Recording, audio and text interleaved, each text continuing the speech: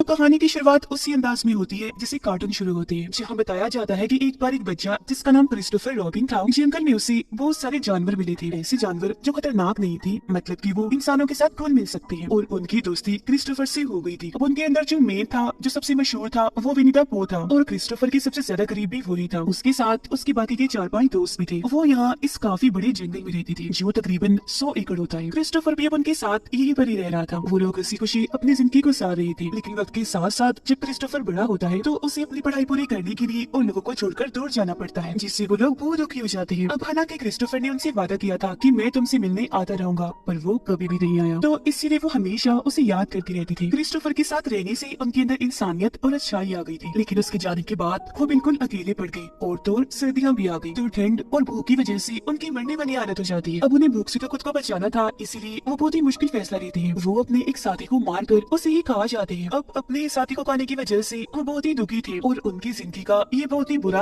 और बड़ा मोड़ था। और अब यहाँ आकर उनका इंसानियत पर से भरोसा उठ गया। इंसानों के लिए उनके दिलों में नफरत पैदा हो गई, खास तौर पर क्रिस्टोफर के लिए, क्योंकि अगर वो इन्हें छोड़कर ना जाता तो इनके ऊपर ऐसे हालात आते ही ना। और उसने अपना वादा भी पूरा नहीं किया, वो कभी भी इनसे मिलने नहीं आया। तो वो लोग यहाँ पर एक साथ बैठते हैं और कसम खाते हैं कि अब हम अपने अंदर से इंसानियत और अच्छाई को निकाल देंगे, साथ ये भी कि अब हम कभी भी नहीं बोलेंगे, हमेशा चुप रहेंगे। उनकी कसम के साथ ही ये सीन इधर ही कट हो जाता है। फिर हम 5 साल बाद का वक्त देखते हैं, जब क्रिस्टोफर अपने दोस्त के साथ उन्हें जंगलों में आता है, उसे अपने उन बचपन के दोस्तों से मिलवाने के लिए। वो उन्हें हर जगह ढूंढते हैं, पर वो कहीं भी नहीं मिलते, बल्कि इनको तो वहाँ खून से भरी हुई बाल्टियां, बर्तन, गोश्त, मांस के टुकड़े और उनके साथी की लाश मिल जाती है, जिन्हें वो सारे जानवर खा रहे थे। अब ये देखकर वो दोनों काफी डर गए थे, तो इसीलिए वो फौरन वही छुप जाते हैं। वो यहाँ से निकलना चाह रहे थे, लेकिन तब तक यहाँ पर विनी द पू और उसका साथी आ चुके थे। इनकी बदकिस्मती, वो दोनों इन्हें देख चुके थे। आते ही वो चैन से क्रिस्टोफर के दोस्त का गला घोटकर उसे मार देते हैं, और उसी पकड़कर घसीटकर अपने साथ कहीं ले जाते हैं। फिर इसके बाद दिखाया जाता है कि खबरों पर और मीडिया पर हर जगह यही बातें चल रही है कि इन जंगलों में कोई खतरनाक क्रिएचर रहता है जो किसी को भी नहीं छोड़ता। हजारों की तादाद में लोग वहाँ गए हैं, पर कभी भी बचकर वापस नहीं आए, और अभी तक इस बात का पता भी नहीं चल पाया कि आखिर वहाँ पर है क्या। इसके बाद अगले सीन में हम एक लड़की को देखते हैं जिसका नाम मारिया होता है। हाल ही में उसके साथ एक हादसा हुआ था, जिसकी वजह से वो सदमे से अभी बाहर आई थी। एक अनजान शख्स उसका काफी टाइम से पीछा कर रहा था, और एक दिन तो उसके घर आ गया उसे पकड़ने के लिए। पर हालांकि उस आदमी को पुलिस ने पकड़ तो लिया था, पर उसका बुरा असर आज तक मारिया के दिमाग में रह गया, जिस वजह से उसके डॉक्टर उसे छुट्टियां मनाने के लिए कहीं पर जाने का मशवरा देती है, ताकि उसका दिमाग बैठ सके और सारे बुरे ख्याल उसके जहन से निकल जाए। तो इसीलिए अगले दिन मारिया अपने कुछ दोस्तों के साथ उन जंगलों के पास ही बने एक केबिन में छुट्टियां गुजारने के लिए चली जाती है। रास्ते में वे गैस स्टेशन पर रुकते हैं, पर ये पूरा ही गैस स्टेशन बंद था, तो इसीलिए ये लोग आगे निकल जाते हैं, जहाँ मारिया की मुलाकात एक कपल से होती है, जिनसे थोड़ी बहुत बात करके वो यहाँ से चली जाती है। जिसके बाद ये लोग अपनी मंजिल यानी उस केबिन में पहुंच जाती है जहाँ इन्होंने छुट्टियां गुजारनी थी। अब उनकी एक दोस्त जिसको भी यहाँ आना था, वो रास्ता भटककर उन जंगलों में पहुंच जाती है, जहाँ तभी अचानक उसकी नजर विनी द पू पर जाती है, जो तेजी से उसकी तरफ ही आ रहा था। अब इंसान जितना बड़ा और इतना खतरनाक बालों देखकर वो डर जाती है और भागने लगती है, लेकिन विनी द पू उसे पकड़ लेता है और जान से मारकर उसका खून बाल्टी में भर लेता है, जिसके बाद उसकी लाश को ये सारे मिलकर खा जाते हैं। उधर मारिया अपने दोस्तों को उस हादसे के बारे में बताती है जो उसके साथ हुआ था, जो बताते हुए वो काफी दुखी और जज्बाती हो गई थी। जब वो सारे मिलकर उसे संभालती है, तसल्ली देती है। उधर विनी द पू जाता है क्रिस्टोफर के पास, जिसे उन्होंने बांध के रखा हुआ था, जिसे हर टाइम पू और उसका दोस्त काफी बेरहमी से उसे मारते रहते थे। अब हालांकि क्रिस्टोफर उनसे माफी मांगता भी है कि मुझे माफ कर दो, मैंने अपना वादा पूरा नहीं किया, और बार बार खुद को छोड़ने की भी उनसे मांगता है, लेकिन वो उसकी एक नहीं सुनता। उसे तो पुरानी बातें याद आ रही थी जो वो उन्हें छोड़कर चला गया। ये सारी बातें याद करके वो को बहुत गुस्सा आता है, तो वो अपने मरे हुए साथी की दुम से उसे बहुत मारने लगता है। फिर वो क्रिस्टोफर की दोस्त की लाश को उसके सामने रखता है और उसकी खून से क्रिस्टोफर को नहला देता है, सिर्फ उसे तड़पाने के लिए, उसका दिल जलाने के लिए, ताकि ऐसा होने से उसे अपनी गलती का एहसास हो जाए कि उसने कितनी बड़ी गलती की थी। कुछ देर के बाद क्रिस्टोफर की दोस्त की लाश को वो फेंकने के लिए जा रहा था, लेकिन तभी उसे रास्ते में म्यूजिक की आवाज आने लगती है जो केबिन से आ रही थी और लड़कियों ने लगाया हुआ था। तो अब वो उसी रास्ते पर जाने लगता है और केबिन के पास आ जाता है। मारिया की दोस्त यहाँ पूल में नहा रही थी और खूब मस्ती कर रही थी, जबकि वो वहाँ आकर चुपकी से उसे देख रहा होता है। हालांकि मारिया की दोस्त ने भी उसे देख तो लिया था, पर उसे लग रहा था कि शायद मेरी दोस्ती मेरे साथ मजाक कर रही है, तो इसी को नजरअंदाज कर देती है। दोबारा से इंजॉय करने लगती है, लेकिन तभी यहाँ पर भू और उसका साथी आ जाते हैं। वो उसके मुंह पर कपड़ा रख के दम घोटने लगते हैं और पकड़कर उसे अपने साथ ले जाते हैं। वो लोग उसे वही सड़क पर उनकी गाड़ी के सामने ही ले आते हैं। भू का दोस्त दोस्त उसके हाथ पैर बांध कर गाड़ी के सामने ही लिटा देता है। उसके बाद वो गाड़ी में बैठकर धीरे धीरे गाड़ी चलाकर उसकी तरफ ही आने लगता है और टायर से उसका सर को चलकर जिस्म से अलग कर देता है, जिससे बड़ी बेरहमी से उसकी मौत हो जाती है। और बस उसकी हम चीखें ही सुन पाती है। उसके चिल्लाने की आवाजें उसकी दोस्तों ने भी सुननी थी, तो वो सारी एक जगह इकट्ठा हो जाती है। वो काफी परेशान हो गई थी, इसीलिए उसे ढूंढने के लिए वो घर से बाहर जाती है, जहाँ इन्हें उसकी नाश मिलती है काफी बुरी हालत में। उनकी भी हालत खराब हो जाती है, वो डर चुकी थी। वापस केबिन में आकर छुपने की कोशिश करने लगती है, जबकि पू और उसका साथी अभी भी वही थे, केबिन की आस पास ही मंडला रहे थे। चार लड़कियां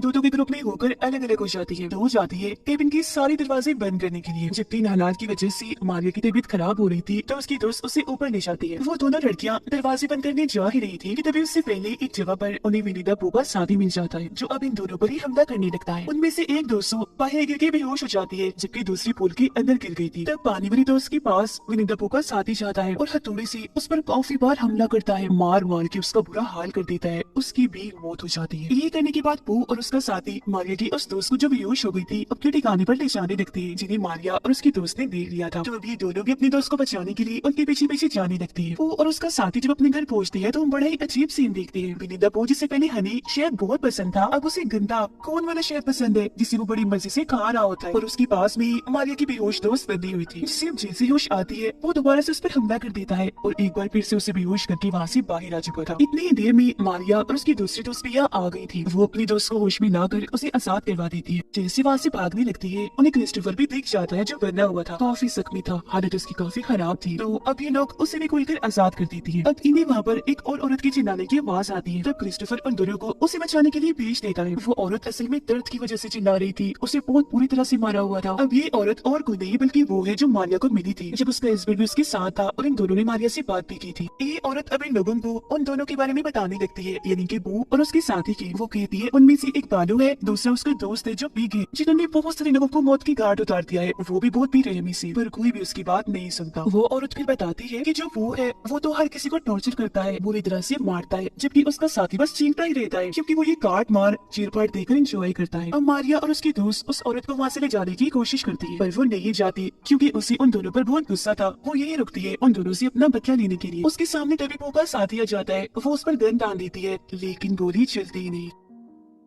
तभी पीछे से वो आकर उसे आग की भट्टी में धक्का देता है, जिससे बड़ी बेरहमी से जलती जलती उसकी मौत हो जाती है। और उसकी मौत को देखकर वो बहुत इंजॉय करती है। तीनों लड़कियों ने भी ये नजारा अपनी आंखों से देख लिया था। पूरी तरह वो डर गई थी, अपनी जान बचाने के लिए वहाँ से भागने लगती है। उनमें से एक लड़की पीछे रह जाती है, जिसके पास पू का साथी आता है, जबकि बाकी दोनों लड़कियां भाग जाती है, जिनके पीछे पू भागता है, जिसे चकमा देकर वो दोबारा से भागने लगती है। आग से डरा कर उसे दौड़ भगाने की कोशिश करती है। वो लड़की जिसके पीछे पू का साथी गया था, चलाकी से उसे उसकी चेन में बांध देती है और उसकी हथौड़े से उसे काफी पीटती है, बहुत मारती है, ताकि वो सारे लोगों और अपने दोस्तों की मौत का बदला ले सके। वो उसे लगातार मारती ही रहती है, जिससे वो मर तो जाता है, लेकिन तभी उसके पास पू आ गया था। अपने दोस्त को मरता हुआ देखकर उसे बहुत गुस्सा आता है, इसीलिए वो उसके मुंह में चाकू घुसा देता है, जिससे उसकी भी वही मौत हो जाती है। मारिया और उसके दोस्त भागकर सड़क पर आ गई थी, जहाँ इनके सामने एक गाड़ी भी आ जाती है, जिसके अंदर 4 लोग बैठे हुए थे, और ये दोनों काफी घबराई हुई थी। उनसे मदद मांगती है, उन्हें समझाने की कोशिश करती है कि वहाँ जंगल में इंसान जैसा भालू है, बहुत ही खतरनाक इंसानी में सबको मारता जा रहा है। लेकिन जाहिर सी बात है उनकी बातों पर यकीन उन्हें नहीं आता। लेकिन तभी वो लोग जब अपने सामने देखते हैं तो उनकी होश उड़ जाती है, क्योंकि विनी द पू खतरनाक बुरी तरह आकर उनके सामने खड़ा हो जाता है। वो लोग अपने छोटे मोटे हथियार लेकर उसका सामना करने के लिए जाते हैं, उसे काफी मारते पीटते हैं, और इस सब से उसे ज्यादा फर्क भी नहीं पड़ता। वो अब इन 4 लोगों को अपने गेम का प्लेयर खिलाड़ी समझ रहा था, और किसी गेम की तरह ही एक एक करके उन्हें मारता जा रहा था। ये देखकर मारिया और उसकी दोस्त और डर जाती है, और उन लोगों की गाड़ी में बैठकर पू को उड़ाने का सोचती है, लेकिन कोई भी फायदा नहीं होता। उल्टा वो उनकी गाड़ी के ऊपर आ गया था, और तो